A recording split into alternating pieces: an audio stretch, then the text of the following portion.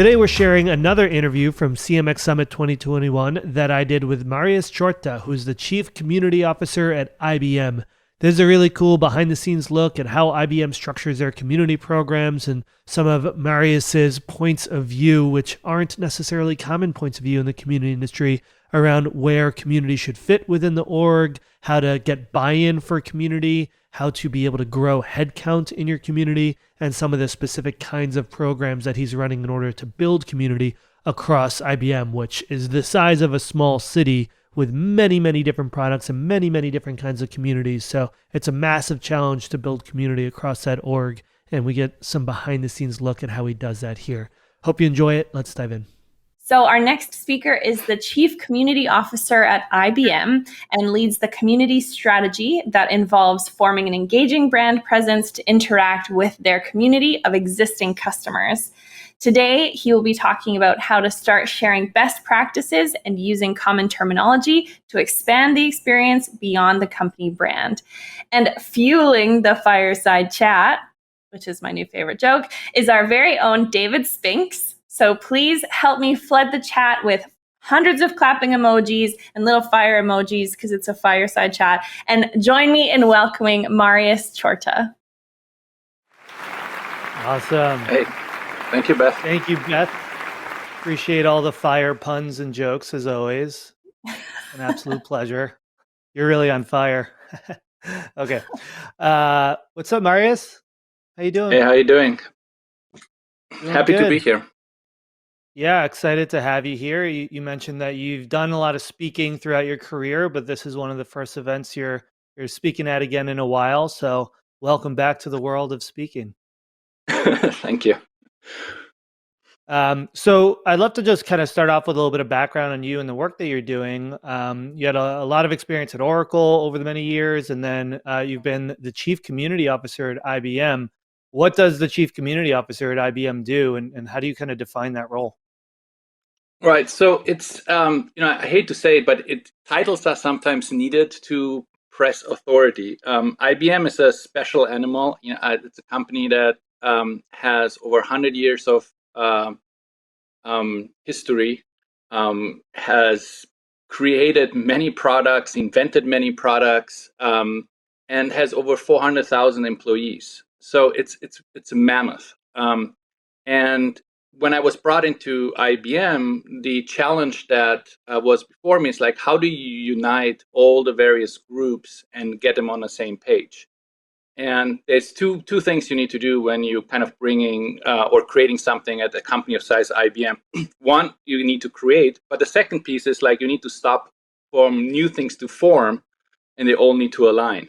So the title helps you in both. One, to kind of get things done, and then two, for people that want to do something similar but very siloed, to tell them this is not the time to be siloed anymore. Come join the bigger group. So that's how the title comes about. It's really kind of like enables you to get the work done that you asked to get done.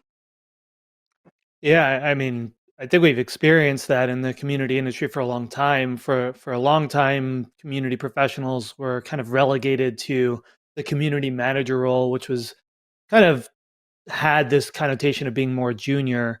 But as we're seeing community professionals move up the ladder into more VP level roles or chief community officer roles, I think you're right. Like the title carries weight, and it gives community the ability to work more cross-functionally across the company, which is kind of core to doing this work, right? Like community in a silo really limits the scope and the impact that it can have on a business. But when community can be integrated across different parts of the business, that's where it really starts to flourish. Yeah, absolutely. And I never fully understood why community is being relegated to a community manager role, where we are in a world of social media. And, when I started social media first, I remember that it was the same kind of thing. It was like a small role, who should own it in PR, and then it grew through the ranks because people got it like, oh yeah, what we're saying externally matters. I would challenge everybody to think about what we're talking to our customers matters more. I mean, I don't want to knock social media, but you are kind of talking to everyone, and you don't really know the impact that you're having. when you're talking in a community, especially a community of customers, you're talking to your customers. And I believe smart companies should value the customers above everything else. Therefore, you should not let that conversation just live with a junior intern. If that Yeah, makes I sense. mean, it's pretty, of course, yeah. I mean, it's pretty wild that for many years it was relegated to that junior level because, yeah, Right. customers are extremely important, and yet, like, we're giving the responsibility for managing that relationship to someone who's brand new and just learning how to do it. I think that's really starting to shift. Are you seeing the kind of function of community shift a lot at IBM over the last few years? Because we're seeing broadly community become really popular. Have you seen that come into practice at IBM where there's more buy-in and leadership? I think yes, and I mean the result is that I'm there, so I have to say yes. Sure. But the what I think people are waking up to is that in this day and age, where the entry level, especially in the enterprise, the barriers are much lower. So somebody, today in the garage can go and create the next startup. And 4 weeks later, they have a VC behind it. And 2 months later, they're now a competitor of IBM or an Oracle or an HP or any of the large enterprises. That getting the next logo, where enterprise was really, really focused on, is still obviously important. But keeping the customers you have is equally important, right? Because the next startup could just get that customer that you've worked so hard in getting. And especially startups are really smart in that community tactics, and they grow from the community, so they have more of a grounds up approach, right? And that is something that the enterprise are not that comfortable with. But now that they're sort of like, hey, we understand we have all those customers, we want to keep those customers happy, we want to keep them engaged. If they're engaged, they are more likely to adopt our products, and they're going to stay loyal to our brand. So I think that realization is becoming now common knowledge in the enterprise, and I think you will see all enterprise players having robust communities because of that. Yeah, it's more competition than ever for people's attention when it comes to community. If everyone's building community, one thing that you've said that I was curious to learn more about is you kind of distinguish between focusing on the customer versus the end user, and you've said that you believe companies should be focusing more on the user. Can you kind of explain more what that distinction is and why companies should be thinking about building community for end users? Right. In my experience, when you talk about customer first or customer centric companies, they often quickly define that customer as that person that writes the check, right? And they see Right, the the buyer. decision maker, right? The buyer, decision maker. Mhm. That's where we want to be focused on. That's the guy we want to take out to the fine dining experience and shake the $100 million Right, handshake and win them over. sure. Super important. So you have that, and then you have a little bit of a gap where I call the user, and then you have the other side, and again, sort of social media. We have this influencer world. The YouTuber, the streamer. We all go. Influencers are so important. What I don't understand is, I feel like the real influencers are the guys that actually use your software day in and day out. I Mm. mean, it's great that you got the decision maker. The decision maker bought it. They gave it to the company. Now you have 100 people using the software day in and day out. When you are to renew your contract, and it's again like keeping those customers, the decision maker will at some point go to those 100 employees and say, what do you think about this? And if those guys say that the product is not very good, then I think all your house of cards about being customer centric is potentially about to fall down.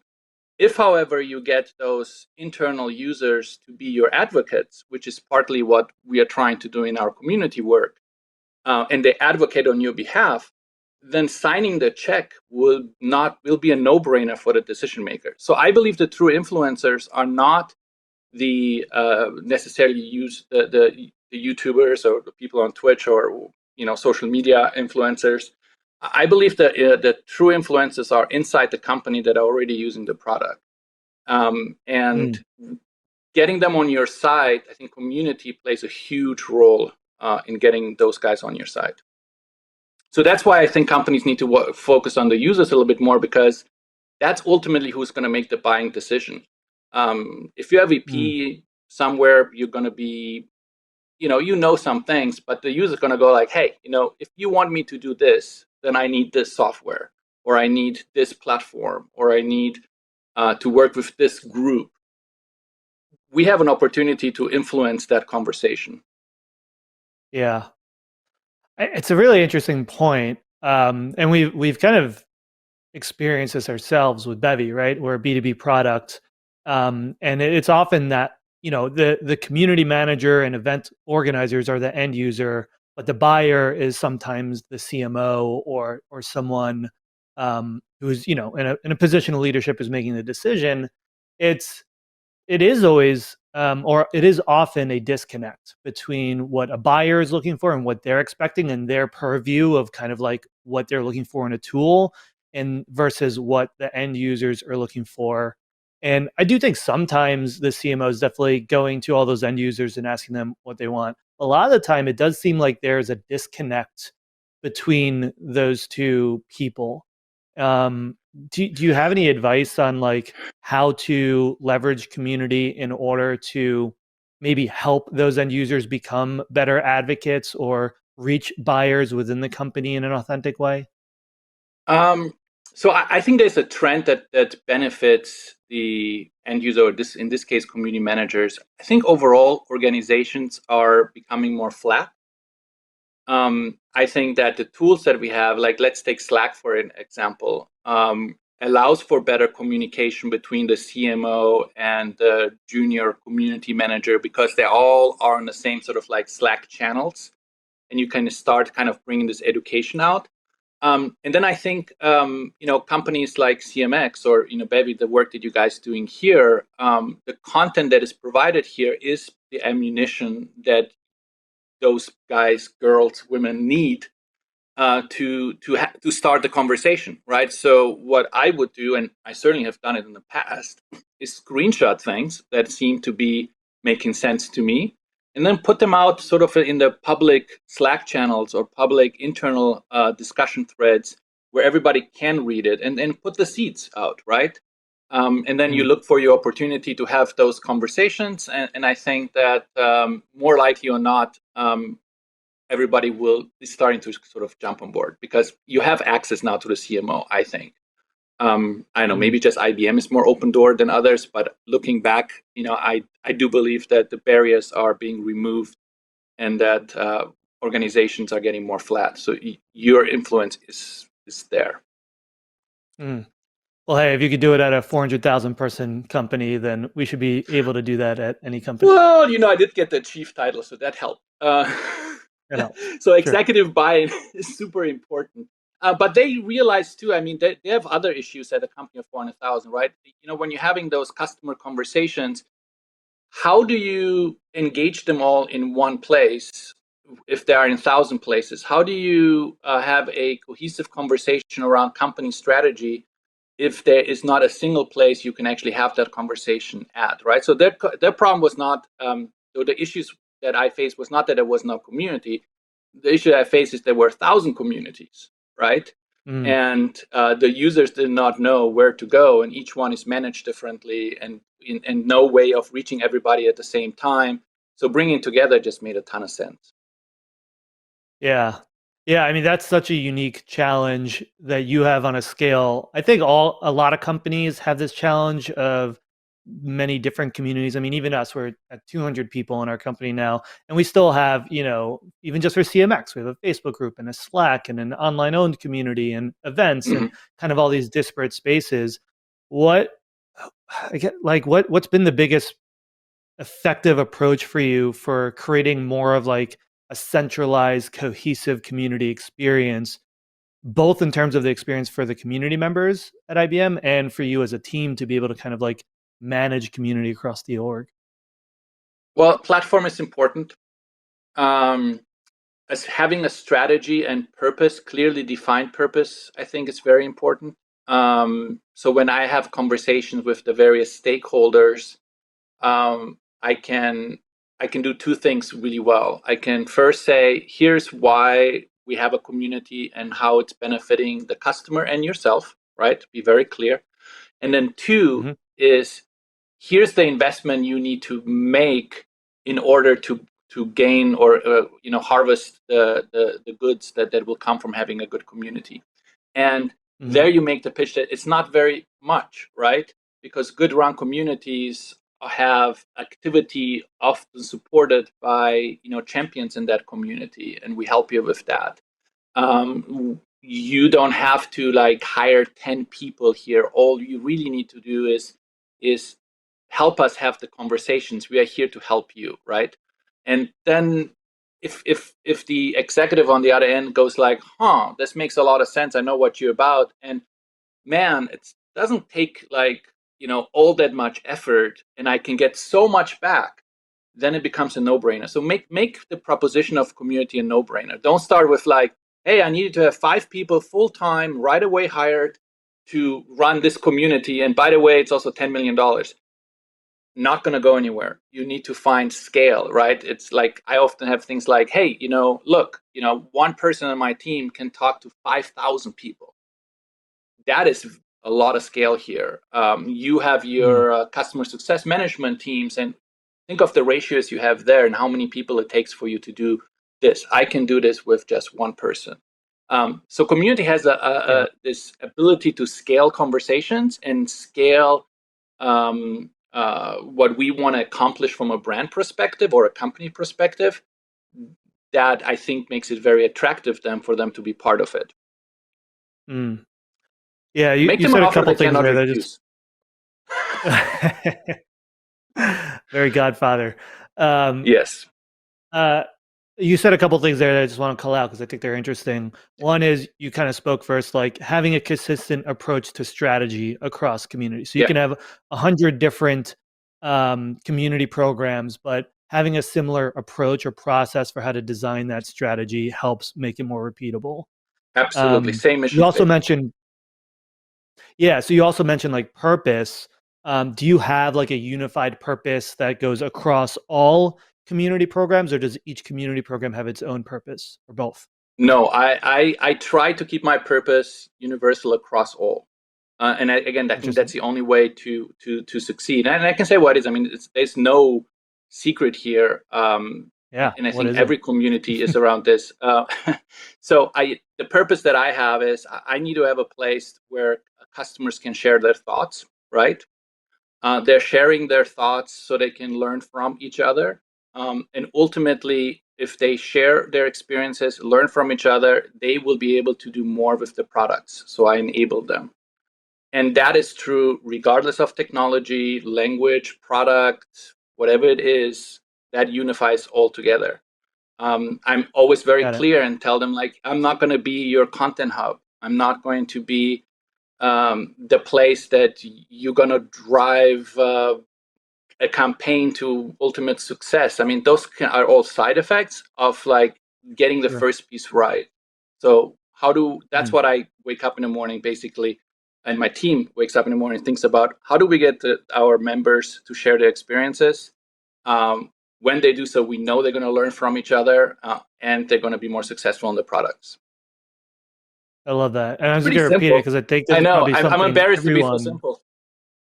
No, no, I think the beauty is in the simplicity, and that this is something every business can apply. Like, create a space that motivates people to share their thoughts. If they do that, Right. they teach each other. And if they're able to teach each other, it improves how they're able to use your product and be successful. That's That's something it. that like every community team can use. And what I also like is that you specify what you won't do, which is I think a Yes. trap that a lot of community professionals fall into is we say yes to everything because we want to create more value. We want community to do everything for the business, but being really clear about what community can or can't do, or at least what outcomes you're owning and which ones are side effects, but you're not going to be accountable to, seems like a really important thing to do as well. Yeah, absolutely. There's a lot of and that would be probably even a longer discussion. The natural place a company goes to is like, okay, if you now have this cohort of people in one place, I can push stuff to them, right? So why is this not the one-stop solution? They come here and they get everything. Why can I not, just have all the content that's relevant in that one space?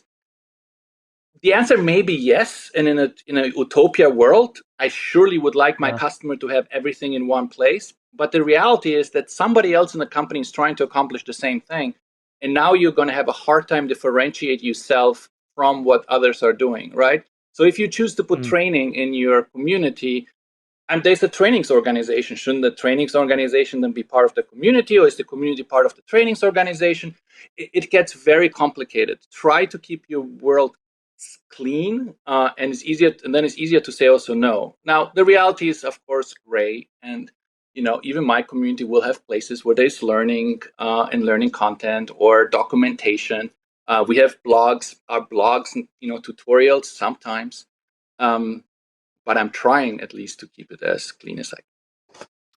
yeah, I mean, this is something we experience too, because community can kind of cover lots of different things. Like we even made a switch recently where the community team was responsible at CMX for running all of the marketing for CMX, right? Like we have a There you go. marketing team, but they were Yeah, focused, on kind of the software marketing, not on community marketing. And now we made a switch to where marketing is actually responsible for the marketing of community programs and products as well, which has actually been incredible because now we have this like much larger resource of marketing helping grow all of our community efforts.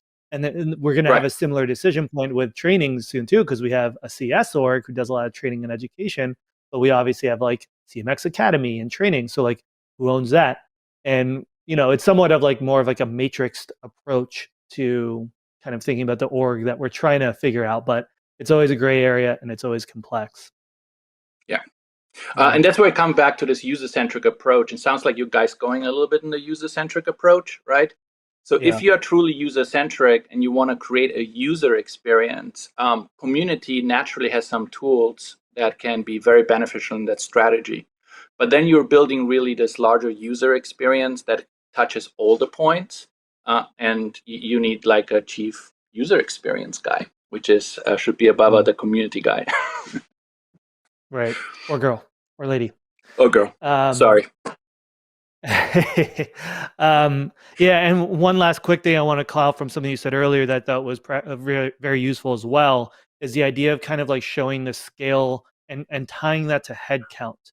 I think we often Yes. show the scale of community, but I really like the idea of showing like, look, this is the team we need, and then this is a scale that we can drive with that. And then I found that the final step is to like connect that back to what we call return on community, but like ROI.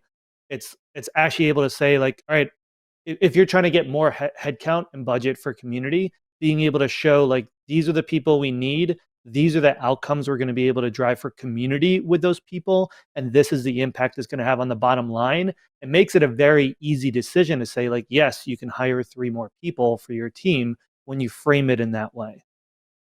Absolutely. And we should feel good about the tools that we as community managers have to drive scale. I think we are pretty unique. If you think of all the programs that exist in a large company, I would say community is one that scales maybe the most. I will have to think about this myself, but it's definitely up there of programs that have tremendous scale. We have tremendous Right. reach with very few people.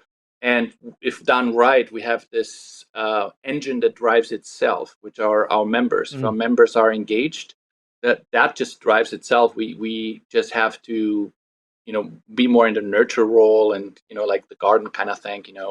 We are gardeners or Totally. shepherds or whatever. That's Mhm. the perfect place for us to be. Yeah, I know. Rosie Sherry at Orbit loves to talk about it as like a community garden. I love that Yeah. comparison.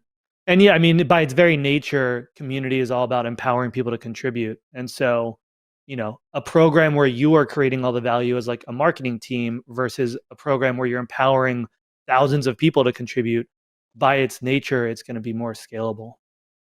Yes. Um, I want to ask you about another concept that I've heard you talk about before, which is we talk a lot about the value that community drives for our brand, like our product, our company's brand.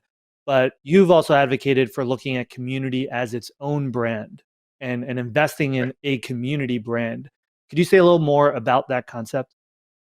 Yeah, so I feel like we are all in the same boat. what another company does successfully in community benefits me, or what a community does bad influences me, because you are talking to, our members are members of many communities, right? So they are starting to look for similar experiences. And if I can create a positive experience in one way, then if the next brand leverages the same experiences I created, the user expectations get set, and it's more likely that they will come, or they will participate, or they will join that activity. So let me give an example of Bevy, which is very relevant for you guys. Bevy has this concept of community events, right? That is Yeah. pretty bold, because basically what Bevy is saying is like, there is such a thing as a marketing event, and there is such a thing as a community event. Here's how a Mm, community event looks like. And if you guys are mm, successful and people join that community event in the style that you guys have sort of created and spearheading, and the certain look and feels, and here's how it needs to work, if that's a good experience and I'm copying it as an IBM or any other brand that's out there, then that guy that had a good experience at this conference would have a good experience with me, and they would have another good experience somewhere else. So when they start seeing community event, they will be drawn to this thing community event, because they had such a great experience at all other places. If we all define community events to be something else, right? That's the opposite. So you guys define it as an online thing. The next person says community events are in person only, right? And really fights for that to be the case. From a customer perspective, then we don't know anymore, right? So then they go like, oh, community bevy, that's an in-person event thing because IBM calls it that way. Is that right? So we're confusing them. So that right there, it's not a good start for a good relationship. I do other things like I start a thing called community days, right? Very simple. I set here's what a community day is, what it's about. Now I'm seeing like Amazon starting doing some, other companies are doing it. mm. That's again a good little example of like, hey, let's do community days. Community days are about the users. Yeah, we know that. Community days is all about learning from each other. Awesome. Community days, all of us getting together and networking. Great. Using platform like CMX to teach what that is allows us then to be having successful programs, setting the expectations with our customers before they even got to the event of what it is. Love it. Does that make sense? Yeah. Yeah, it does. You're leveraging community and building kind of IP in a way, Yeah. intellectual property around like you're defining a format or defining a community. It also applies, I think, when you have something like with Bevy has like the CMX community. It's a different brand. Culture Amp has People Geeks. Like creating a brand for your community is another way of building a lot of trust and awareness and ownership that translates into trust in the product brand as well. Yeah. I mean, my ideal world is like Mm. if an external person comes to a IBM thing and says, "Oh, I know exactly what this is because I've attended this at Amazon or I attended this in Totally. eBay Right. Yeah. or It's like Google." it's like you're That's stealing it mind sounds, share in a way. It's like yeah, I'm every stealing time someone mindshare, does it, right? they I mean, like get a little bit. Yeah. and it sounds counterproductive because it's like, well, aren't we not competitors and shouldn't we be different? No, because we still servicing human beings that have fundamentally the same needs in that industry. Yeah. So it's about Right. the user. So Totally. take your pride back, pull it a little back, say it's not all about me. It's about the user. What do they like to have? And then every time we meet as community managers, let's share our experiences, learn from the bad, and execute on the good so that our Mm. users have the best possible experience when they hear the word community. Yeah. I think that's a hard mindset shift for a lot of traditional businesses to shift from like the competitive mindset into like whatever they are, they're users or people, let's just focus on them. But there, if we had more time, I think there's something really fundamental there that we all need to figure out as business people, as a community industry, um, that would help people understand the value of community better.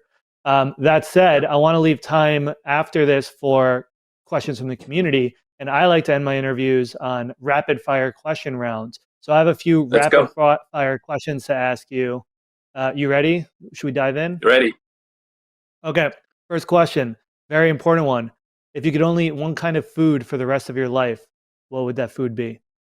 I say spaghetti carbonara has all things covered: breakfast and dinner and lunch and protein.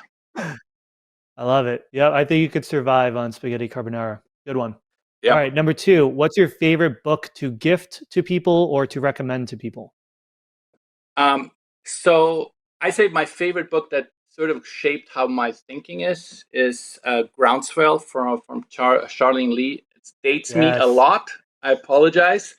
But the fundamental discussion that she has in there, I think, is sort of the groundwork on how companies should be thinking about customer engagement.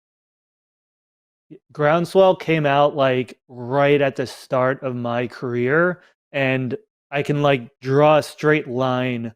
Like that book and Tribes from Seth Godin were like the two books that like shaped Yep, how I thought about business and community. And Groundswell, just like what we're talking about today, it nailed it so much. And Charlene exactly. actually just keynoted at our last CMX summit, so it was like full circle for me. And Seth is keynoting Yeah. this one, so my two favorite books from back in my early career. That's a great one. Perfect. Highly recommend you all check those out. All right, number 3, what's a go-to community engagement tactic or conversation starter that you like to use in your communities? I say my go-to tactic. This is a tough one. Getting people together. Oh, okay, I got it. T-shirts and beer. That should be the answer. Go-to T-shirts and tactics. beer. Anytime people get together, get them a T-shirt, and if you can give them a beer, they will love you forever. It's true.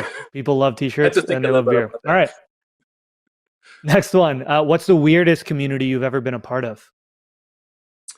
I don't have a weird, but I recently had like a really interesting one. My kid, which is 15, he just told me that he is sort of a community manager on a Minecraft community on Discord, and he just blew my mind Uh-huh. away and showed me how little I actually know.